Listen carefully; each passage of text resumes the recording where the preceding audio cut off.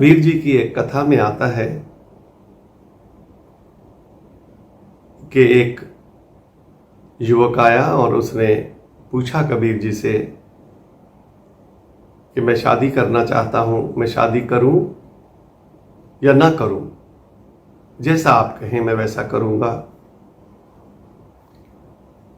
कबीर जी के समझाने का तरीका हमेशा थोड़ा अलग होता था।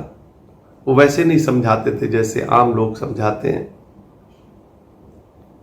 उन्होंने कहा कि बैठो कुछ देर, और कुछ मैं आपके पीने के लिए भी मंगवाता हूं और फिर उसके बाद हम इस पर बात करेंगे। उन्होंने अपनी पत्नी को आवाज दी और कहा कि लालटेन लेके आना।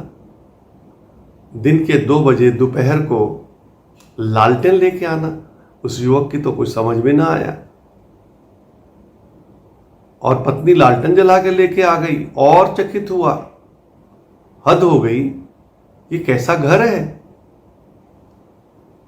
और उसके बाद उन्होंने कहा कि एक एक गिलास दूध लेके आना, एक इनके लिए एक मेरे लिए। पत्नी 2 गिलास दूध ले आई। उस युवक ने जैसे ही मुंह से लगाया वैसे ही उसमें इतना नमक था कि युवक ने मुंह से अलग करके गिलास हाथ में पकड़ लिया कि जब कबीर जी पिएंगे तो अपने आप उसको डांटेंगे और कुछ गलत सलत कहेंगे ताकि पत्नी को समझ आ जाए। लेकिन कबीर जी ने तो दूध उठा के पी लिया। उस युवक की तो समझ में नहीं आया कि ये पागलों का घर है, ये मुझे क्या समझाएंगे। जिसको खुद समझ नहीं है, नमक वाला दूध पी गए और इनको पता नहीं लगा, ये मुझे क्या समझाएंगे।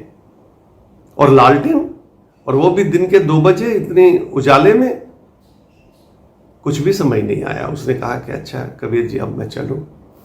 उन्होंने कहा तुम कुछ पूछने आए थे। उसने कहा आया तो मैं पूछने था कि शादी करूं कि ना करूं। तो उन्होंने कहा आपने समझा कि नहीं समझा। उसने कहा मैंने तो कुछ भी नहीं समझा, उल्टा मैं परेशान हो गया हूं। कबीर जी ने कहा मैं तुम्हें यही समझाना चाहता था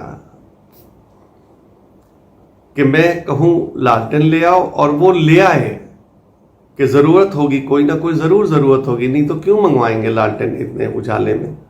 इतनी समझ। और फिर मैं अगर दूध मंगवाऊं और उसमें नमक डल जाए गलती से उनसे, तो बजाय इसके कि मैं नाराज होने के कि चलो उससे गलती हो गई, उसको माफी दे दे, पी लिया दूध। अगर ऐसा है, तुम इतना कर सकते हो, इतना बर्दाश्त कर सकते हो कि दूध नमक वाला हो और तुम पी जाओ, बजाय नाराजगी और क्रोध और पता नहीं क्या क्या बोलने लग जाते हैं लोग, तो फिर शादी मत करना। और अगर इतनी पेशेंस हो, अगर इस तरह तुम अपने जीवन को सहूलियत से, सकारात्मक सोच से बिता सकते हो, तो फिर ज़रूर आप शादी करो। बहुत अच्छा है, जीवन में एक साथी हो तो जीवन बहुत अच्छी तरह कट जाता है। लेकिन ये इन चीज़ों का ख्याल रखना कि तुम कहो तो वो समझे और वो कहे तो तुम समझो। अगर इतनी समझ है तो फिर शादी ज़रूर करना। और अगर इतनी नासमझी है कि हर वक्त लड़ाई झगड़े कलह करना है, तो फिर मत करना। क्योंकि ये जहाँ पर बहुत प्रेम भी है वहाँ पर लड़ाई झगड़ा भी है। तो इसको ख्याल करके फिर जैसा तुमको ठीक लगे वैसा करना। धन्यवाद।